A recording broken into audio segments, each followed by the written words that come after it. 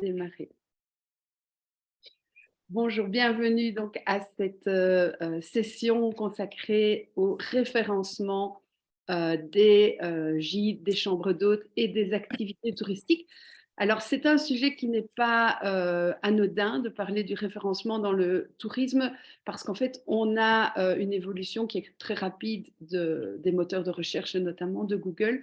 Et donc, je vous avoue qu'à un moment, moi, j'ai commencé à presque arrêter de donner des formations au référencement parce que l'offre est tellement énorme que pour sortir du lot, ça devient difficile. Ça, c'est un peu le problème dans le tourisme. Vous l'avez montré dans la petite discussion qu'on a eue ici avant. Quand on cherche gîte ou chambre d'hôte, plus une localité, eh ben, ça devient extrêmement compliqué de ressortir et en tout cas de ressortir naturellement, c'est-à-dire de faire en sorte que ce soit votre site qui sorte ou votre fiche Google, puisque toute la place est prise maintenant par soit les OTA, donc les gros acteurs, comme Booking, Airbnb, soit par Google lui-même qui développe son propre outil de référencement des gîtes et chambres d'hôtes et de tout ce qui est activité touristique, à part les maisons de vacances, mais ça va probablement venir. Et donc, ça va être également un sujet aujourd'hui, c'est savoir comment on peut afficher sur Google ses disponibilités et ses prix, puisque ça devient vraiment quelque chose d'incontournable en fait. Euh, Ici, c'est un point qui va être un petit peu intéressant puisque il y a quand même un avantage que les gens réservent via Google, c'est que vous ne payez pas la commission à Booking ou à Airbnb. D'accord. Par contre, ça a un coût aussi parce que j'ai bien fait plein de recherches pour essayer de vous trouver un moyen de vous inscrire vous-même dans ces systèmes de réservation de Google. Et en fait, c'est pratiquement impossible pour le moment pour un petit acteur d'avoir un accès direct à ce moteur. Il faut passer par un intermédiaire tel que l'ORC d'Eloa, qui lui va vous connecter à Google. Mais c'est vraiment très très complexe aujourd'hui de le faire soi-même avec une structure classique type hôtel, chambre d'hôte, gîte, etc. Donc ça, c'est un des sujets quand même qu'on va aborder, puisque le référencement, donc ce référencement, on va dire semi-payant, puisqu'on est obligé de passer par un acteur, c'est une chose. On va quand même parler du référencement naturel de votre site, mais plus pour des cas un petit peu plus précis. C'est-à-dire que si on veut sortir du lot aujourd'hui sur Google, on peut évidemment encore être trouvé, heureusement, sur le nom de l'établissement. Maintenant, ça, ce n'est pas du référencement en soi, puisque les gens vous connaissent déjà. On peut également ressortir quand on a une niche. On a, par exemple, on est à côté d'un Ravel et on accueille les cyclistes, eh bien, il y a moyen de combiner, d'avoir des contenus sur une niche. Par exemple, on a une yourte et on est dans une région bien précise.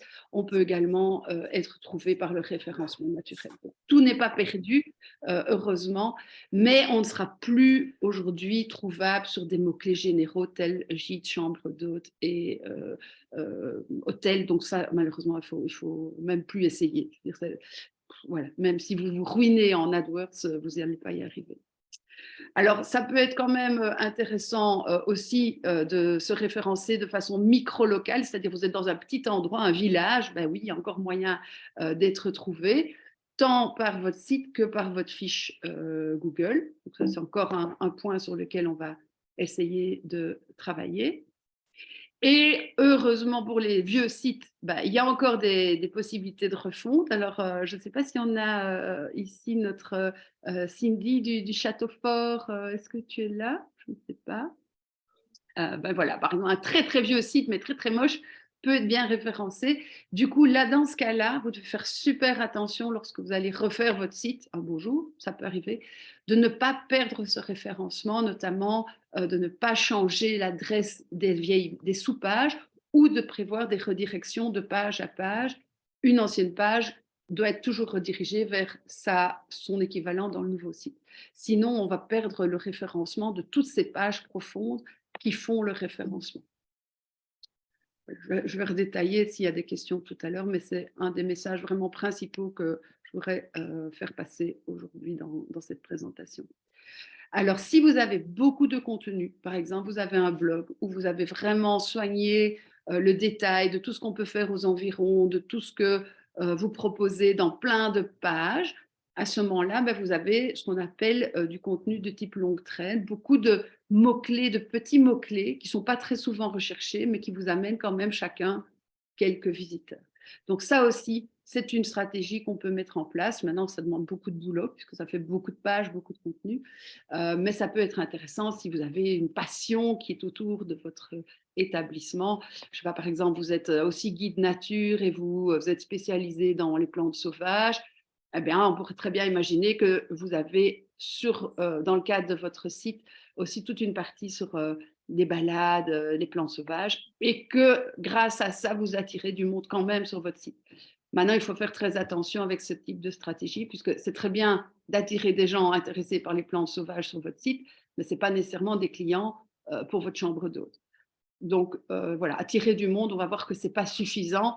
Il faut aussi convertir nos visiteurs en clients. Et donc c'est là tout l'intérêt de bien analyser les statistiques de bout en bout, c'est-à-dire pas juste analyser une position dans Google, pas analyser un nombre de clics vers son site, mais avoir l'info. Les gens m'ont trouvé, ils ont cliqué, est-ce qu'ils sont devenus clients? Donc ça, c'est vraiment ce sur quoi je vais insister aujourd'hui avec le référencement. C'est pas la peine d'être premier dans Google si ça n'attire pas de vrais clients. Voilà. Alors, on parlera un petit peu de l'algorithme de Google dans cette présentation. Je vais juste changer de présentation. Je vais juste maintenant aussi introduire l'autre sujet qu'on va voir aujourd'hui, qui est la fiche My Business, puisque c'est un des autres points vraiment importants dans votre stratégie. Alors, je me permets juste de changer de présentation. Et ben voilà, c'est très bien. J'avais bien préparé et j'ai mélangé mes transparents. Alors, voilà. Alors, je vais juste continuer ce petit morceau enregistré. Voilà. Donc, un deuxième point qui va être hyper important pour vous, c'est ce qu'on, moi, j'appelle le référencement local. C'est donc tout ce qui concerne la recherche locale d'un gîte, d'une chambre J'ai d'hôte bloqué ma vidéo. ou d'une activité touristique. Donc, avant, dans la belle époque, ben, quand on cherchait gîte à Rochefort, on avait les gîtes de Rochefort qui apparaissaient. D'accord, ça c'était bien, c'était la fiche My Business.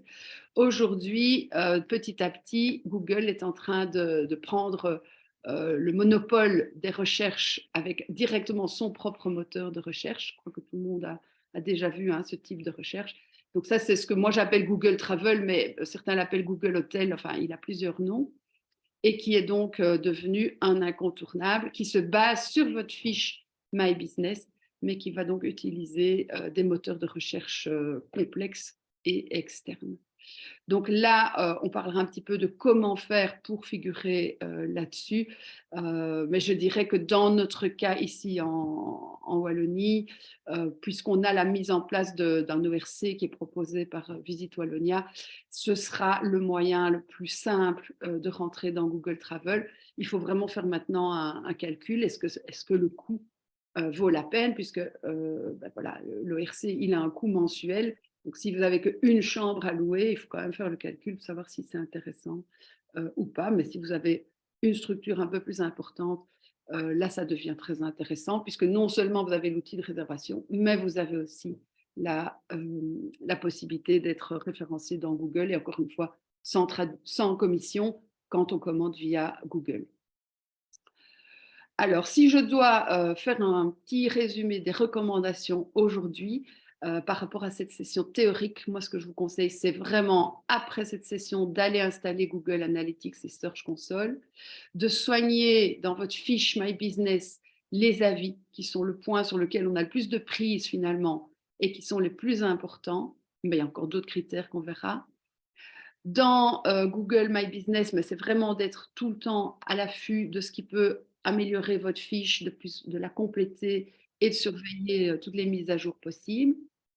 Et sur votre site internet, ça va être surtout d'avoir des sites qui font des liens vers vous, puisque non seulement c'est bon pour votre référencement, mais c'est surtout des personnes qui vont mettre votre site à l'honneur et donc qui vont vous apporter des vrais visiteurs intéressés potentiellement. Donc pensez à tout ce qui est partenaire de votre établissement. Si vous êtes une chambre d'hôte, tout ce qui est touristique autour de chez vous. Et si vous êtes un site touristique, tout ce qui est chambre d'hôte autour de chez vous. Il y a moyen de faire des liens croisés très intéressants qui sont là pour le bénéfice de vos visiteurs. Mettez aussi dans votre site des pages spécifiques à tout ce que vous faites et que les autres ne font pas, à tout ce qui est un petit peu différenciateur, puisque là, vous allez pouvoir bénéficier d'un référencement, on va dire, plus pointu. Et puis, voilà, au niveau de l'ORC, choisissez des gens qui vous fournissent un bon référencement, c'est vraiment très important. Et je terminerai avec, je ne vais pas terminer tout de suite, mais je vais terminer l'enregistrement maintenant.